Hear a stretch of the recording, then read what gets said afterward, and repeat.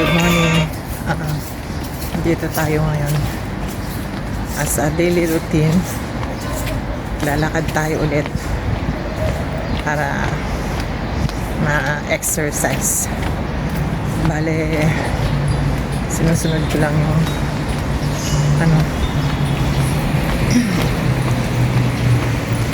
makatapos ako ng usually it should be 10,000 laps a day, pero ang hirap kasi yung natatapos ko lang sa umaga is 5,000 laps, kaya minsan nagko-continue ako sa hapon para ma-achieve ko yung goal ko na 10,000 laps, pero unfortunately hindi ko yun natatapos talaga, guys, kasi minsan maraming trabaho, kaya yun. Pero kahit paano, araw-araw pa rin ako naglalakad para at least hindi ko man ma-achieve yung 10,000 steps na araw-araw, I make sure na nagagawa ko pa rin maglakad para lumakas yung aking mga tuhod at nagkaroon ako ng lakas. Kailangan kong mag-workout araw-araw para sa ganun hindi matenga yung kasi kailangan talaga ng energy para kumbaga yung cancer cells na nasa body natin hindi siya dumaan. Kumbaga yung kagalingan natin is nagmumula sa atin kung talagang nagpupursige tayo para sa ating kagalingan. Aside from praying, siyempre kailangan din natin samahan ng gawain na kita, kasi pray ka nga ng pray, hindi ka naman gumagawa ng para sa sarili mo sa ikagagaling, wala rin silbi, diba?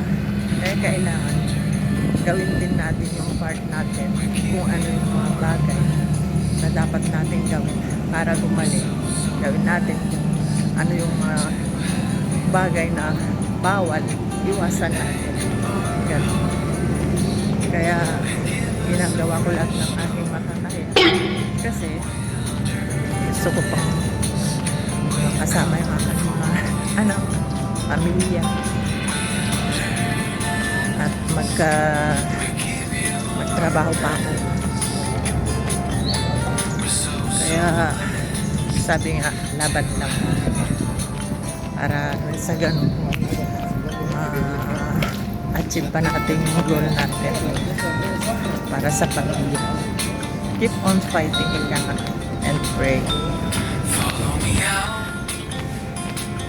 So dito yung place ko kung saan araw-araw akong naglalakad, nagja-jogging, kasi kahit paano dito sa looban hindi gaano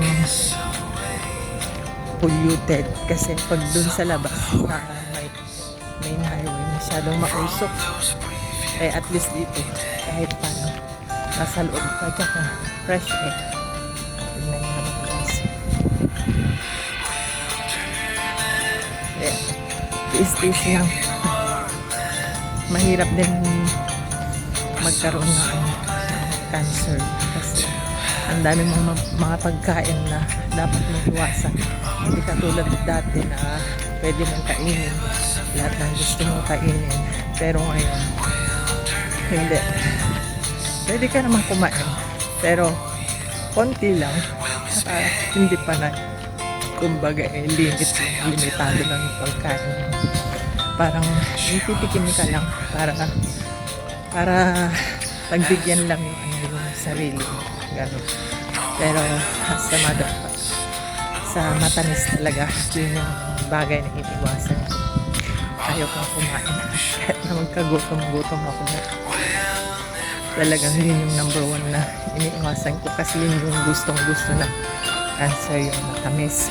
Kaya iniiwasan ko yun. Kaya sa lahat ng mga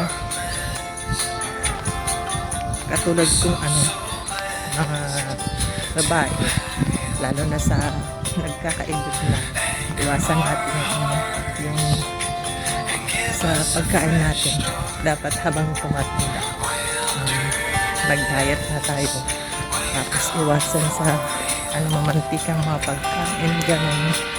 Tapos yung mga sugary foods, iwasan din natin. More on vegetables para maging healthy yung katawan natin. At syempre, samahan din natin ng exercise para iwas sakit. So, as a cancer patient, guys, kailangan din natin uminom tayo ng maraming tubig kahit na wala kang cancer. Kailangan maging hydrated yung katawan natin. Hydrated. Kasi pag kulang ng tubig yung katawan natin, mas marami yung chances na magkakasakit tayo. Kaya dapat uminom tayo ng maraming tubig. Kasi kahit nung wala pa akong cancer, nakakaubos din ako ng 1.5 liters na tubig araw-araw. So imagine. Pero ngayon, mas marami yung iinom kong tubig araw-araw. Kasi kumbaga nakakaubos ako ngayon ng 2 liters daily. More pa dun sa 2 liters na yun. Kaya ang ginagamit kong baso pag umiinom ako, alam niyo yung jar na mayonnaise, yung di ba may malaki, tapos yung sumunod yung sumunod yung ginagamit ko kasi 1 liter ang laman nun. Kaya 1 liter 250 more. Kaya I make sure na nauubos ko yun daily. Makaapat akong ganun araw-araw or 5, masaya na ako. Kaya more on water, guys, para hindi tayo pasopan ng aking mga klase at sakit. Ayun lang naman yung yung water therapy. Yun lang naman yung paraan para iwas sakit. Noon kasi hindi pa ako na-diagnose. Pagkatapos ko kasing kumain noon, hindi ako umiinom ng tubig. Kasi may isang kaibigan akong nagturo sa akin na hindi siya umiinom ng tubig agad pagkatapos kumain kasi lumalaki daw yung tummy. Ngayon, ang ginagawa ko, ganun nga. Ang mahirap naman nun, pag hindi ako umiinom, nakakalimutan ko na uminom yun. Hanggang sa gumabi na naman yan. Kaya ganun yung nangyari sa akin. Kaya, dapat, pagkatapos mong kumain ng meals, sa umaga man, tanghali, gabi, after half hour or 20 minutes, nakakauminom ng tubig. Huwag kang iinom agad ng tubig pagkatapos kumain. Kasi, yun yung doon tayo nagkakaroon ng yung bloating.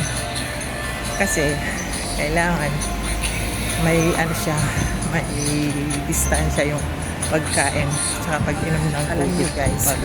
Natapos na ako nag-walking kasi gumamit ako ng equipment ng kaibigan. Ang masama lang nung bumaba ako, I found out wala pala yung susi ko dun sa belt bag ko. Kaya sabi ko, mamaya na lang ako uuwi. Dadaan muna ako sa hipag ko kasi nga yung alaga ko, siya lang yung naiwan dun. Tulog yun, tsaka puyat. Kasi nanood siya ng show kagabi. Madaling araw na yata umuwi. Ayoko naman siyang gisingin. Kaya mamaya, pagkatapos kong mag-ikot nito, dadaan muna ako sa hipag ko. Doon muna ako magtatambay hanggang mag 9 o'clock. by that time, pwede ko magisingin yung alaga ko. In fairness naman, kahit paano, mabait naman yung alaga ko, nakakaintindi siya. That's why, kahit na pag naging ako, alam na niya kung bakit wala yung susi ko. Minsan tinatawanan na lang niya. So ayoko naman siyang gisingin ng maaga. Hindi bali, wala naman yung amo ko kasi nag-travel yung amo ko maaga today. Pumunta siya ng Greece dahil a-attend siya ng kasal. Kaya yung tatay ko na maaga siyang umalis kanina. Kaya yung alaga ko lang yung naiwan. Sana naman pag uwi ko, andun yung tatay ko para may magbukas sa akin. Kasi ayaw ko rin naman magambala yung alaga ko. Pero pag wala, no choice, talagang i-doorbell ko yung bahay. Pero thankful naman ako kasi mabait yung mga alaga ko. Hindi sila katulad ng mga ibang Lebanese na may attitude to.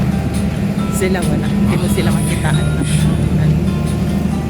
ugaling hindi maganda. Doon lang ako bilib sa kanila. So thankful din ako sa tita ko kasi siya yung nagpalaki sa kanila. Tsaka yung amo kong babae kasi nung malilit pa sila, hindi siya yung hindi siya katulad ng ibang nanay pa na kinotolerate nila yung ginagawa ng mga anak nila. So hindi, talagang sinasaktan niya ng anak niya para lang maituro sila ng tamang kasal. Kaya isa na kahit magaling siya kaingay. Kumbaga immune na ako sa bunganga niya kahit maingay yun. Pero in fairness, mabait siya. Kaya magtatagal ba naman yung tita ko kung hindi siya mabait, di ba? Kaya thanks guys for watching, and sana lahat kayo nasa mabuting kalagayan at ingat palagi. Ayun o, may siya, sunstorm, kaya